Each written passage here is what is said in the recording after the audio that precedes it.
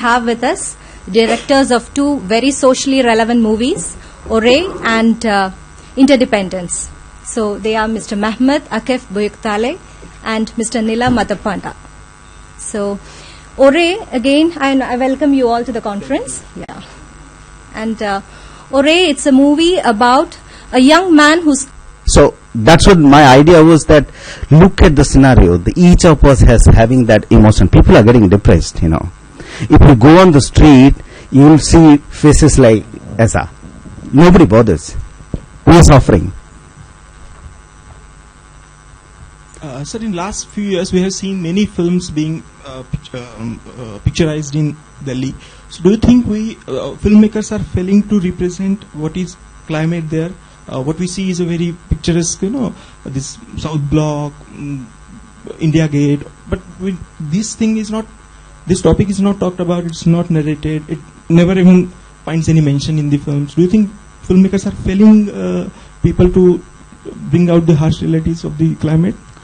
Well, let's say Delhi is beautiful, people love to shoot there. So I won't blame anybody. I mean, each of us has different story to tell. Not necessary filmmakers has to tell the story that Delhi is polluted, I mean, there's a city of so many millions people. You can't just leave the city and, vacate the whole city and leave that place. So you can't say that every filmmaker has to tell that story. This is a story which is, I knew the story so I could make it, But Delhi is beautiful, that has to be there. It's a beautiful city. We must shoot there so people can realize more and put more effort. I mean, I think recently Priyanka Chopra shot White Tiger, and when she left, she took out her mask and there was a beautiful Twitter thing. She said, finally I can breathe, she said, But that's what, we must go. People should come, realize, talk about it. Idea is creating dialogues, so that some steps should be, some measurable takes should be taken, so that we all can get conscious of what we say about car usage, use public transport. I mean, geographically the city is in a situation where, the air gets stagnant. I mean, you can't help it. So we all have to find a way,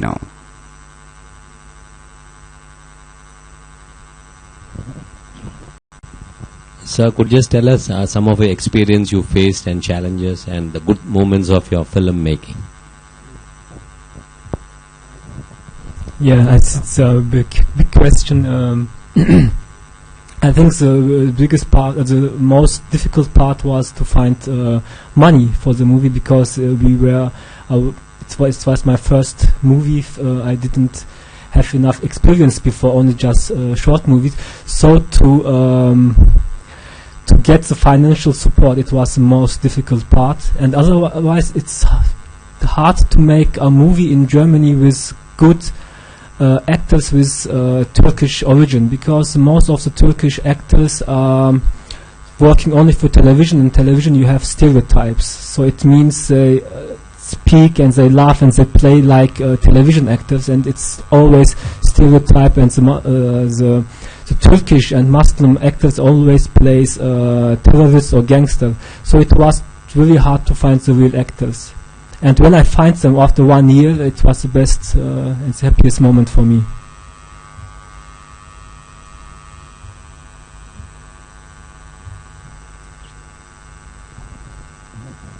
Your film is based in Germany, right? The experience of shooting this story in Germany, did you find something similar with other countries, other European countries facing a similar situation? Yeah.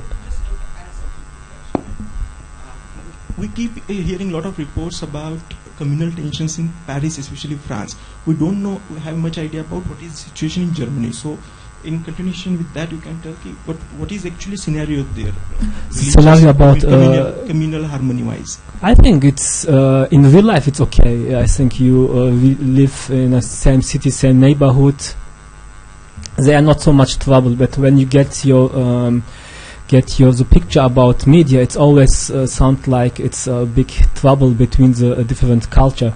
I didn't feel it. I know there are some problems. There are some problems that about racism and sexism, and that Muslim people especially create their own neighborhoods, but generally it's peaceful. And especially I think Islam in Europe is very new. It's not like India. It's a big tradition of 1,000 years. I think the Muslims in Germany, they live there since 50 years.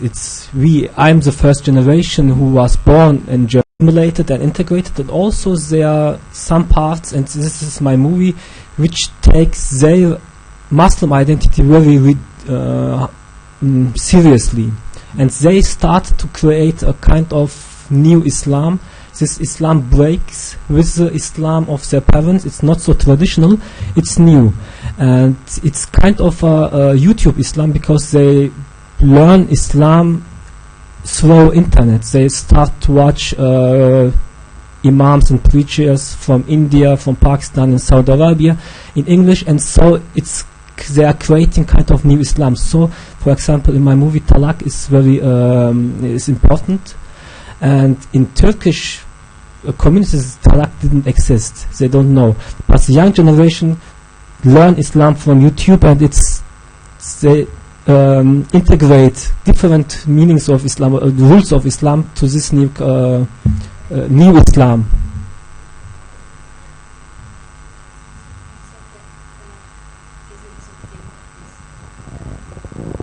Talak is not known in Turkey. Is that what you said?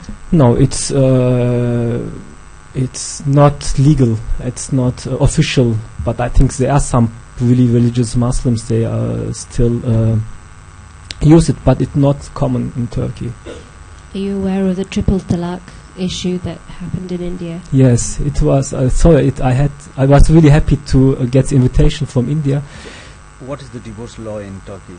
It's secular. You have to go to the court and make it. Okay. Yes, it's not. And as a woman and a man have the same rights. It's law. In the relatives sometimes. But Germany is triple talaq. No. No. No.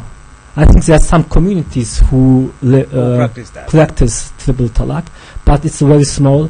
But talaq is not the topic of the movie, but it's important in the movie, because in a fight scene, the main character tells 3 times talaq to his wife, and so goes to Imam, and the Imam tells him that he have to break 3 months.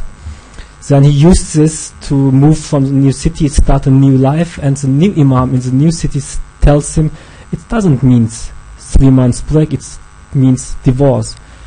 And when the shooting of the movie finished and we started with the post-production, I googled talaq, and this was a time where it was very controversial in India, and so I started to follow it. Every week I read the news, and it was kind of my the fellowship with Indian talaq and with the movie, because it was really parallel to the post-production.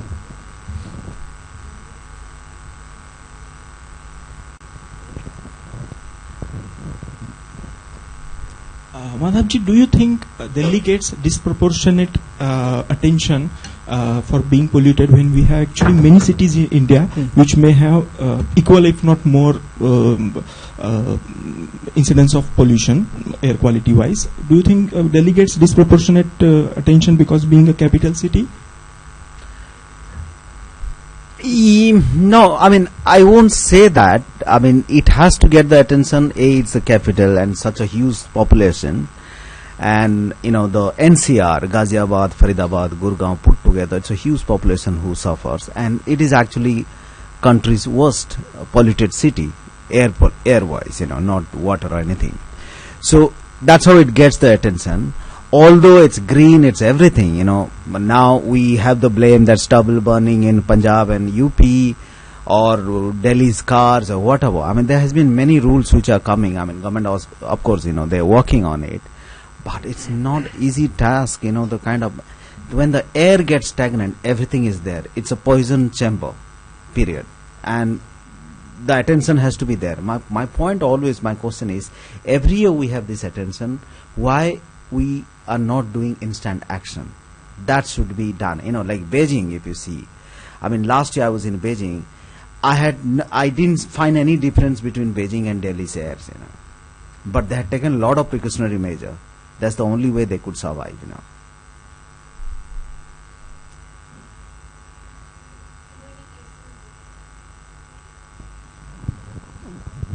Do you know any cases of people actually getting divorced because of the pollution? Well, indeed, I have I mean, it's not divorce. I have a friend couple who had fought about it. The guy says that I have a job here, whether I can get a better job outside or not. The girl said it doesn't matter, we are dying. And on a serious note, it has such bad impact to children's lungs, their future is looking dark. And if you read details, I would say that the reporting is much lesser than the real scenario is. During Diwali, if you go to hospitals, I mean, if you read CSE reports, Center for Science and Environment reports, there thousands of people get admitted into hospitals because of claustrophobia, particularly old people, wheezing for children. I mean, simple. You come out of home and you'll feel it. Your eyes are burning. You feel breathless. I mean, what else you would see? So my question to you is, you've been researching, how early could this issue be solved, and which are the organizations which are 1, 2, 3, if you look, the most efforts put to reduce the pollution? Which are the teams which are working in Delhi? Well, it's us, people first. We cannot always say NGO, government or anything, Till the time you don't realize to have, if you see the number of cars, it is, I think, in terms of highest number of cars in the country. So each family has 2, 3 cars, That's the first thing you start. Of course, government has to give the public transport system, It's not. I mean, solutions yeah. to work on? Well, the first thing would be your own pollution decrease, everywhere. Look at the climate scenario all over the world. I mean, it's bad, okay? But the day-to-day, why we talk about Delhi and why it's a serious thing, because the day-to-day living is bad. For instance, in my state, in Orissa, every 6 months, 1 year, there is a cyclone which hits. You can't stop that. But here is something which is man-made, which you can stop easily. That precautionary measure we are not taking. So it's not an overnight thing, but if people want, it can be overnight thing,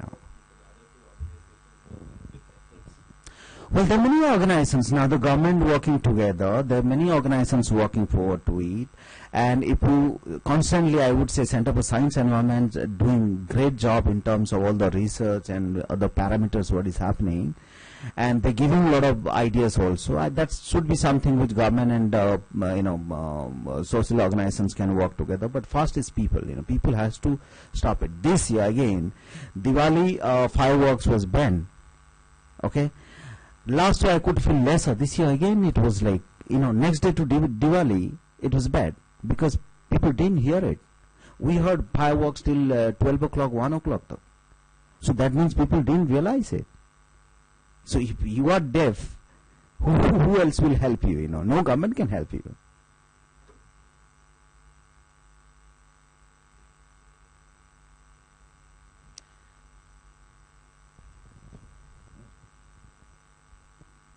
नीला, आपकी तरह मैं भी दिल्ली से ही आता हूँ, और ये जो मेरा गला खराब है, मैं 18 तारीख को दिल्ली से आया था और ये मेरी हालत है। अभी टकाटक करके जाइए यहाँ से। तो गोवा में शायद मुझे कुछ राहत मिलेगी।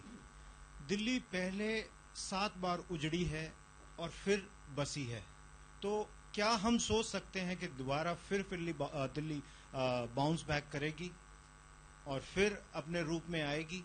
क्योंकि मेरे बच्चे अभी छोटे हैं, ठीक है, मेरी बेटी she is in pre primary, वो कहती पापा मेरी आंखें जल रही हैं, आई मीन लिटरली। और दिवाली वाले दिन हमारी side, I am in west Delhi actually, वहां पर लोगों ने लिटरली पटाखे नहीं बजाए और लोगों ने गुब्बारों का एक अंबार सा लगा के उसे फोड़ा था। That was clean Diwali, green Diwali.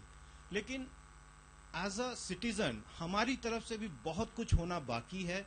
ये जो हम 2-2, 3-3, 4-4 कारों के चक्कर में पड़ जाते हैं, बिग एसयूवीज, डीजल, इन सारी चीजों को हमको रोकना पड़ेगा, हमको अपने अंदर से ही कुछ कहना पड़ेगा, राइट। और उसके अलावा जो ये पॉम्प और शो है नॉर्थ इंडिया की, इसको थोड़ा सा हमको चेक करना पड़ेगा। वही शुरुआत है, वही शुरुआत है जी।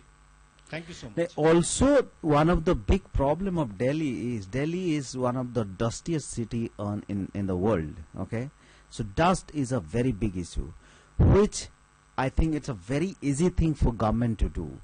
To make it dust free. Okay, that is something we don't look at. That forget the car pollution and everything. The dust itself is a huge problem, and what dust does, if the air is not flowing and you have dust in the air, they get stagnant, and along with fume, it becomes the worst thing for people. Again, it's people.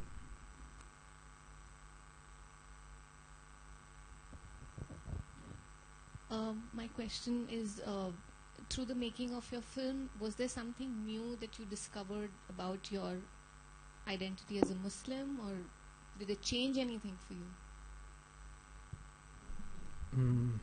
Let me think 1 second. I think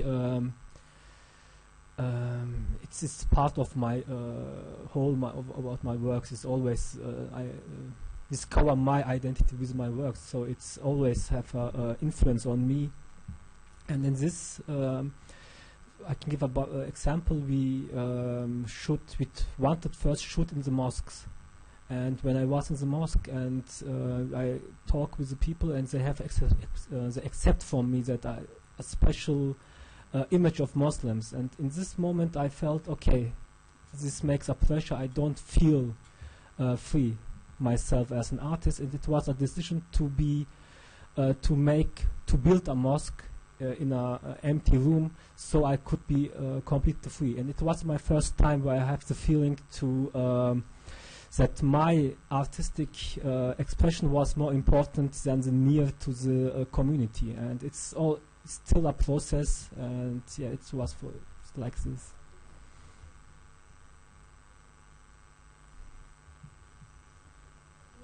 Questions?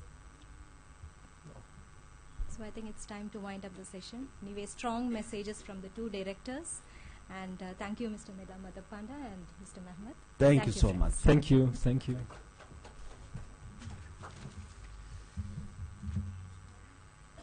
I have to see. Sounds good.